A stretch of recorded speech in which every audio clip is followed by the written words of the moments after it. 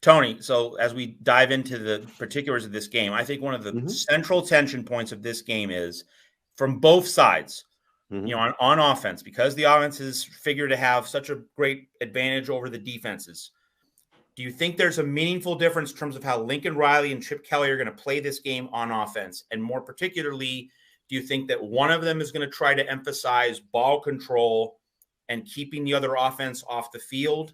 Or are they both going to emphasize, let's just, score as many points as we possibly can? Do you think they're going to come at it fundamentally the same way or differently? And if so, if it's different, who's going to make the change of pace?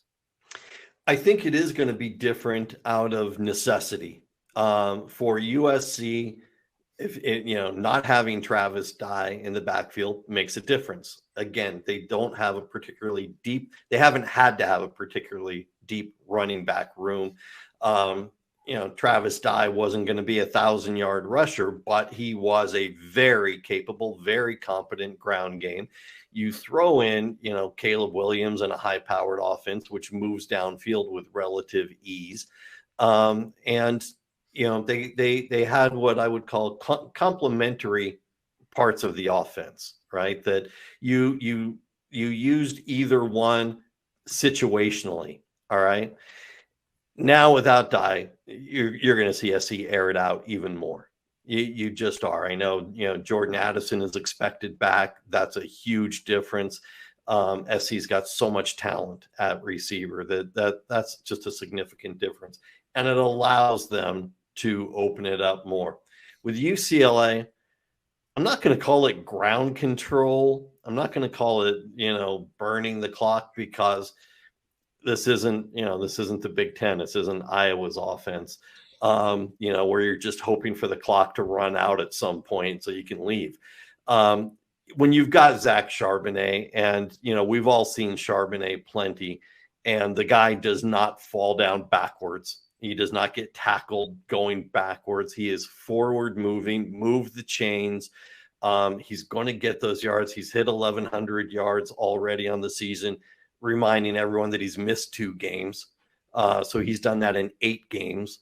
And so I think you've got a little bit more balance with the UCLA offense. And I think that they're going to rely heavily on Charbonnet, as they should, as any appropriate offensive game. Look, if you're going to get into just air it out, if you're going to get into Maddox and Marinovich part 2, you're going to get beat. It's a recipe for disaster. You're not going to outgun Caleb Williams. DTR is having a terrific season, but you look at Caleb Williams' numbers and how he's run the offense. You need more balance if you're UCLA. You're going to rely on the run game. You're going to rely on Charbonnet, as you should. So it's a little bit of I don't even want to say really slower pace. It's a different pace. They're still going to move the chains, but they're going to do more of it on the ground than USC will.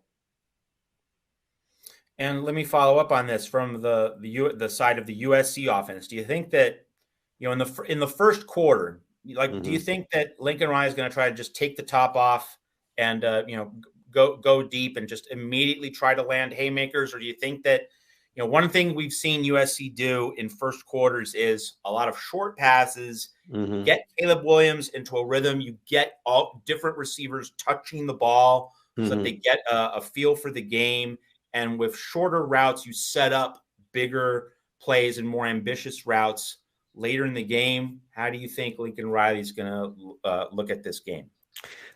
If you talk to any coach, and, certainly you've had the opportunity to speak to many, in your tenure, and I've had the chance to speak to many across the country, any coach will tell you on that first drive, you need a couple of first downs. You don't, the worst thing to do is get the ball on your first possession and go 3 and out. It just creates a cycle.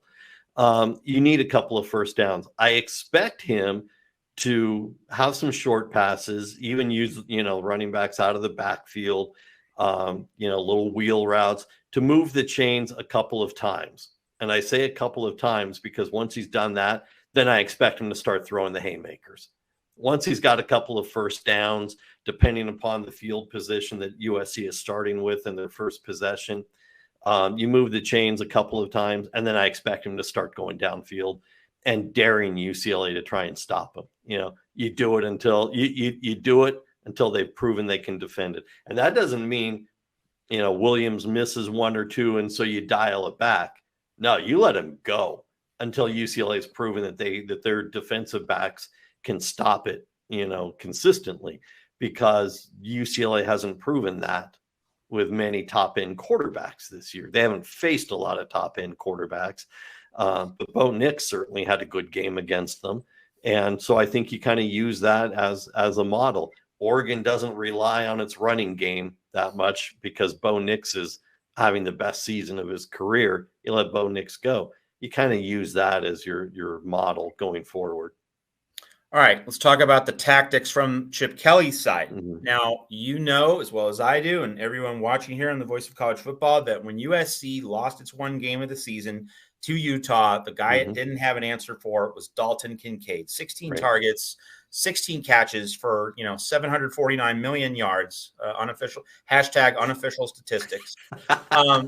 So like Jake Bobo, strikes me as, like that's the guy that, USC is going to have a hard time covering. But here's the other piece. Part of what made Kincaid so effective for Utah against USC was that Alex Grinch was continuously playing for the run. He was continuously convinced, because Kyle Whittingham and Andy Ludwig usually rely on the run game, he kept guys close to the line of scrimmage, never really made the adjustment to the patterns that Dalton Kincaid was running. USC never really played the pass. It never really got around to shifting its defense in terms of what it was going to prepare for. So Cam Rising throws for over 400 yards. So you lay out the very realistic scenario that, UCLA is going to lean on Charbonnet as the number one line of attack in this game. So is there a non-Jake Bobo pass catcher who, if Alex Grinch is playing the run, trying to take away Charbonnet, is there someone other than Bobo who you think, in terms of the stylings of this matchup, can really be a huge playmaker for the Bruins? I'm gonna alter your question with my answer a little bit. You can alter my questions however you want. By taking away the term huge and changing it to effective or impactful. Because no, the answer is there another one who's huge? No, there isn't. Are there other options that can be impactful? Yeah, you can get Michael Ezeki, the tight end. You can get Cam Brown, who has been underused much of the year, the second-year transfer from A&M. You can use a Logan Loya, and you can use Charbonnet out of the backfield, because in order to be effective against what you see from USC's defense is you've got to spread them wide. All right. You can't just keep running Charbonnet up the middle. There's going to have to be some trap plays. There's going to have to be some players in motion, but you're going to also have to use Charbonnet out of the backfield. You can see, some wheel routes and things like that out of the backfield, or even just throwing to him in the flat and let him pick up a head of steam. He's most dangerous when he has his head of steam. He's harder to bring down. But you can use a Cam Brown to kind of make USC play honest defense, if you will, so that, there's never a chance they're going to double team, Bobo on the outside. Then what you see later on is Bobo's effectiveness, because you forced USC to spread a little bit more. And so, yeah, there are guys like that. Logan Loya is not going to, outrace anybody, but he's an effective pass catcher with good hands. Brown's got terrific speed. Bobo is the go-to guy for a reason. He's got the size. He's got the athleticism. He's got the hands. He wins a lot of those 50-50 balls, where he's got to use his body to fend off a defender and go get it. But I can see him, having maybe 2-3 catches total in the first quarter, because they're utilizing other guys and trying to spread USC out before they really start hitting Bobo. How do you think UCLA's mentality, how would you size it up given the loss to Arizona? Like, do you think that this kind of is going to redouble UCLA's focus, or does it lead to a crisis of confidence? And, you know better than I do, in the Jim Mora era, You know, when one bad loss would occur, it wouldn't galvanize the team for the next game. Right. It would have the opposite effect of causing, you know, a crumble effect. Yeah. So Chip Kelly now, like Chip Kelly hasn't had a really, really good team such as this one. Right. In a certain sense, it's new territory for him. But of course, he's had the preceding few years as examples of, you know, USC or UCLA when it, you know, runs into adversity, doesn't make the great response.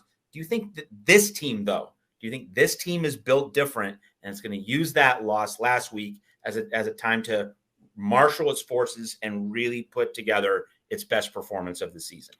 Here's where I think this thing is this week after the loss for UCLA. You're right. Jim Moore's loss has turned into snowballs rolling downhill and getting bigger and worse. You know, it's ironic now that he's going to a bowl game, you know, having rebuilt UConn. I mean, I'm happy for him. I like Jim, and I always did. He's, you know, good guy. As long as he wasn't pissed off at you, he was a good guy. But, you know, watching what he's done at UConn is shocking. But with regards to Chip, I think here's the thing. We haven't seen this before. Yep. We haven't seen it because last year there was, for lack of a better phrase, there was balance throughout the season. They finished 8-4. They didn't have their season, you know, come down because of a particular loss, one particular game. You know, they beat LSU and then they lost the next week. You know, they lost to Fresno State, which, you know, should be unimaginable, but isn't these days at UCLA. How did they rebound? But this is different because there was so much riding on it.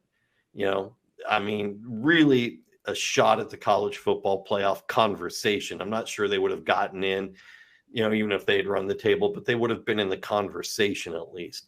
But the difference in this year's team is the maturity, because it's already a very experienced team, even, you know, with the grad transfers that UCLA has, the players who have been there for all or most or, you know, part of the Chip Kelly era. There's a maturity on this team that hasn't existed before. They would say things that you know, they thought they were supposed to say, but really they didn't even believe. You know, I bring this up, you know, jokingly, and, you know, we would get the press conferences. You would have the post-game press conference, but then Monday you would get players via Zoom for their interviews. And you would hear even DTR say stuff that provably wasn't true, but it was what he had convinced himself of. You don't hear that anymore. You don't hear those things anymore. You hear definitiveness without cockiness. You hear confidence without conceit, up until this week and talking about putting up 62. But for most of the season, you hear confidence without conceit. You hear a belief. And so I really, while there was a lot that was undone, this is also the first UCLA team in a long time that has a shot to play for the conference championship, that has a shot to play for a spot in the Rose Bowl. I don't think the Arizona loss deflates them to a point of irretrievability.